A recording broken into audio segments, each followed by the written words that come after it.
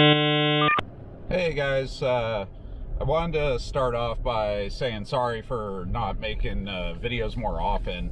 I recently started a new job, and it's been taking up a lot of my time in the first couple of weeks with all the training and whatnot. And I've also had a ton of smaller projects going on, but I do want to make videos regularly. My goal is weekly, and since we're kind of in the beginning of this, just bear with me while I iron out how I'm going to do that. In any case, I did want to thank you guys for all the feedback and for watching my videos and enjoying them. It seems predominantly that my videos on Tacoma stuff and advice on how to buy cars, or whatever, seems to be what people are interested in. And yeah, I just wanted to say thanks. 200 subscribers, 50,000 views across my videos. I think my one video has 30,000 views. I mean, if you consider that I've really only been doing this for a month or two. Yeah, I mean, it's great. It feels really good to have people enjoy the content that I'm making. So in any case, on this video, I wanted to talk about the elephant in the room, the big news this week, which was the Tesla Cybertruck review. Or review, not review, reveal. And so I've been seeing a bunch of people all over YouTube and Instagram. I mean, there's just tons of memes. I mean, it's been yesterday, which was the day after the reveal, was internet gold. I mean, there's just, everyone had an opinion. Everyone, people putting in orders. I'm getting text messages from friends. I think one of the viewers here, Theory Brown, was saying that that he put an order in for one. I mean, the hype is so real with this truck that it's amazing. I mean, it's amazing that it even rolled out on stage. I mean, looking at something like that is I mean, it's next level on so many different planes. I mean, I mean, the design of it, the range, the capabilities, I mean, it's so many things, and such a huge leap forward for the auto industry, and kind of a courageousness on Tesla's part to release something that, I mean, basically, in my opinion, looks like an extreme concept prototype. I mean, that's the kind of, I mean, I would say even in prototyping, you don't see such extreme design and just, I don't know. I mean, it's obviously not for everyone's taste. I mean, personally, it's not for mine. I wouldn't be caught dead driving that thing. But yeah, so I don't know. Let me know your thoughts in the comments. Let me know if, do you like it? Do you love it? Do you hate it? Do you not care? It's interesting, the polarization that this truck has given. In my personal opinion, and all of my friends have heard this when they were asking me about it, and sharing their opinions with me, is yeah, I don't see it working. I mean, it's great. It's great that we have electric trucks coming on. I mean, it's probably the last frontier in automotive innovation, is trucks and SUVs. Having something that has enough range, that has enough capability, that you could see being used for construction, and for transportation, and military use. I mean, that's all great. Are we there yet? I don't know. I think the battery technology is still leaving a little bit to be desired. I think that being able to carry around a battery or a reliable source of charging is a pretty big deal for a lot of construction or off-road enthusiast or military vehicles, which are going to be your main purchasers of large quantities of these vehicles. Maybe not the off-road enthusiasts, because that's such a small part of the market, but yeah, construction workers, transportation, utility, small businesses. I mean, those are going to be your main sources of selling numbers of these things, and I just don't see it working for them, and I don't see it working for, you know, Joe truck buyer, like the person that shows up at the dealership and is like, hey, I want a capable truck for off-roading, for hauling stuff around, you know, stuff like that. I can't see them pulling up in this thing anywhere without being bothered, you know, because that's something we were seeing a lot with the Model 3s and Model S's, was people would pull up place and you know, people just want to talk to you about it. It's new, it's cool, it's innovative, it's you know, and this thing, I mean, it sticks out like a sore thumb. I mean, I think one of the memes that I was seeing yesterday was like, it was like the DeLorean the DeLorean and the Honda Ridgeline like got together and had a baby. I mean, that's kind of what it reminds me of. And I mean, historically, just looking, you know, down the road, I kind of see it being a collector's item like that. I don't see this having mass market appeal, mainly because of what I was mentioning with people being bothered, you know, just going around and trying to drive around and exist, but also too, you know, I mean, the design of it is just like, it's like, what a huge, it's a triangle, you know, I mean, the thing just is flat out, I mean, it's a triangle with a square bottom, you know, it's not, it just, I don't know, it doesn't look like a truck. I don't think it's I don't know what to say about the design. I mean, it was, sure, for a sci-fi movie it might be cool, but you know, I also do want to say that I've been on board with every Tesla release, car or not. I mean, I love their Powerwall. I love the fact they're putting superchargers everywhere. I love their roof shingles, solar stuff. You know, I'm big on you know, Solar City and the whole solar movement. All their cars, I've loved everything that they've done. I wouldn't say that I'm a fanboy, because I've been critical of what they've been putting out, but I feel like they've made leaps and bounds and strides in a lot of industries that they've touched. I think that they are the next great American car company.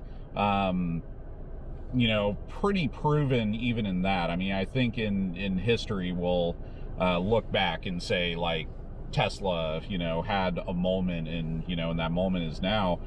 I just think this truck is just, it's just too far off the mark.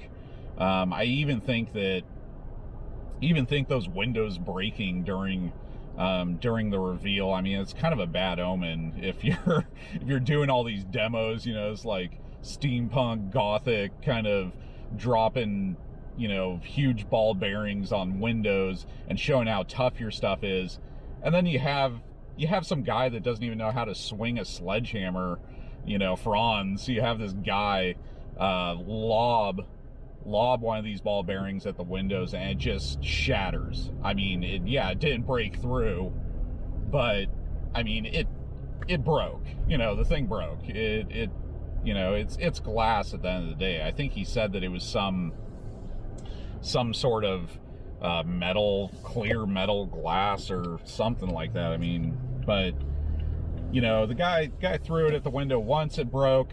Then he was like, you know, try it again. Like, that won't happen. that won't happen again. And then, sure enough, the guy lobbed it, I think, even softer, and it still broke. I mean, if there's a bad omen during a car release, that's it. I mean, you need to practice that 100 times. And if it happens one time out of those 100 times, you need to go back to the drawing board and figure out what's going on and where the opportunity is. So, in any case, all in all, I think that it's just going to flop. You know, all these people putting in pre-orders, you know, and whatnot. I mean, I personally just think it's for the memes. It's $100. I mean, why, you know, most people, and Tesla knows this. You put in $100 pre-order and tell all your friends and all that. I mean, just the reactions alone and the, you know, and the kind of bragging quality of it alone is worth the $100 to most people. So, you know, all these people you see on Instagram and YouTube, you know, like, oh, I put my order in, oh, I put in orders for 2 of them, you know, like, whatever. It's $100. I mean, how many couches did you have to go through to like find that $100? Like, what, 3, 4? Like, it's not. If it were $1,000, how many of these people do you think would be putting in an order if the pre-order was $1,000? I just don't. It's whatever. You know, Tesla knows that they're just going to get 1 million pre-orders. That's going to show to investors and shareholders that there is demand. You know, even if it, I mean, to me, that's kind of artificial demand, you know, $100 pre-order. I bet you that they're going to have like a 90% drop-off rate once the thing, you know, is going to be delivered, and that's even if it makes it to production. I don't even think this truck in its current design would make it to production and be released on the road. I mean, I could be wrong, but I thoroughly I do not think it's going to make it to production. I think that I think it's going to get what we've been seeing more and more over the years, this like iteration treatment based on backlash. And examples of that would be things like Sonic the Hedgehog. You know, look at when they released that trailer. The people lost it over that. I mean, they just straight up, you know, like they rejected it, and guess what? They completely redid it, and now they're re-releasing the movie, and the internet loves it, and you know, that's the power of reaction. So, I mean, you see these reactions to this truck. I wouldn't be surprised if they completely reiterated the design of it and changed it on release. I've already been seeing a ton of people on Reddit and Instagram and whatnot doing photoshops of it, and it's already looking way better. But the thing is that, again, I'm not seeing this catch on in the off-road community. You know, people go on trips that are hundreds and hundreds of miles and that burn a ton of gas. They burn a ton of gas going over, you know, mountains and whatnot, and they have to bring gas with them, and there isn't like Tesla charging stations, you know, like throughout the like Moab Trail. I mean, it's just not a thing. So yeah, I mean, I just don't think it's going to catch on with the off-road community. They really love customizing their trucks, putting new tires on them, rims, suspension, you know, racks, like all kinds of stuff. I mean, who's even going to invest the time and whatnot and the tooling in building a rack for this truck? I mean, I just look at it, I'm like look at the bed. I mean, look at the shape of the bed. Like, who's going to waste their time building something like that? I mean, it's just, you know, it's the Honda Ridgeline, like, all over again. The Chevy Avalanche, the, you know, all these kind of like flops of trucks. I mean, like those trucks get zero respect in the off-road community. I'm sure they have their small like enclaves and, you know, whatnot of people who love them, and but I mean, by and large, like, there's not a whole lot of aftermarket stuff for Honda Ridgelines, right? I mean, and even the new iteration of it has you know, regular bed design. I mean, so I don't know. I mean, it takes generations and generations of truck release to have companies actually start building stuff, you know, reliably for your truck. And for this one, I just don't see any companies like building anything for it. And then on top of that, I mean, you change the wheel diameter and everything that communicates with that rim and wheel and whatnot in the Teslas, I mean, it goes haywire. So yeah, I just don't. I mean, yeah, for your weekend warrior, you know, pull up on a gravel road kind of person, sure, you know, someone who camps maybe once or twice a season, great. But those of us that camp, you know, quite a few times a season, and go on roads that aren't your normal just like gravel roads or asphalt roads, you're just not going to be able to put new rims and whatnot and change the suspension. And I mean, you'll void the warranty. Tesla does not want anyone doing anything to these cars. I mean, anything that throws off any of these communication systems, you're dead in the water. Tesla just will not have it. There isn't a whole lot of shops that can work on the cars, and they don't want to, because they don't want to void your warranty. We've seen this with the Model S and Model 3. They just don't, you know, no one wants to take that liability, and no one wants to void their warranty because it is such a high piece of technology. So, I mean, unfortunately, you know, my wrap up in a nutshell is that it's just not going to work. It's going to be a luxury novelty toy item, kind of like the DeLorean was. You know, the price is right. For some people, like, give it a try, but you know, look at the Fast Lanes video. You know, I'll put it up. Look at the Fast Lanes video on the Tesla Model S. You know, it was kind of a turd when it came to off-road. They were too afraid of puncturing the battery. Thing was bottoming out, you know, spinning the wheels. It's just not, you know, the off-road capabilities, Tesla really isn't proven in that realm, and I'm not sure that this truck is really going to do anything for them. Maybe they should have released a Jeep-like vehicle or something like that. I don't know. But in any case, you know, the memes have been great. Everything about it has been just pure gold from an entertainment standpoint. I mean, the presentation is entertaining if you haven't watched it. The memes and the jokes, you know, someone told me that the Cybertruck looks like it looks like an extra credit problem on a geometry test. I've heard, you know, the Honda Ridgeline Chevy Avalanche thing. I've seen Pokemon memes where it shows like Porygon, which is like the geometrically shaped virtual Pokemon. I've seen it like smoothed out, and then they were comparing that to the Model S, and then the Porygon was the Cybertruck. But in any case, I recommend going watch it and make an opinion for yourself. You know, come back, leave a comment.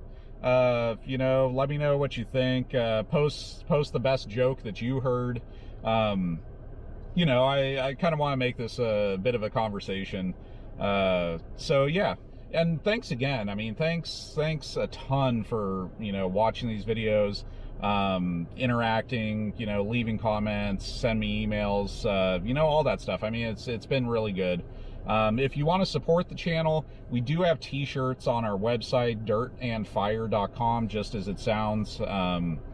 go there, hit the shop button. The shirts are there. You can order one. They're, I think I have them up for $26 or so. And what it's doing is it's helping support the channel, support the, you know, the equipment cost to buy some of this stuff.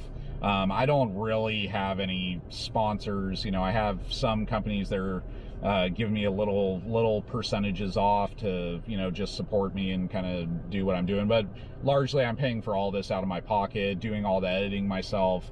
Everything's kind of grassroots in that way. So if you want to support the channel, I'm only going to make this design of this t-shirt once. So you'll never see this design again. I'm calling it, you know, the Founders Edition, if you will.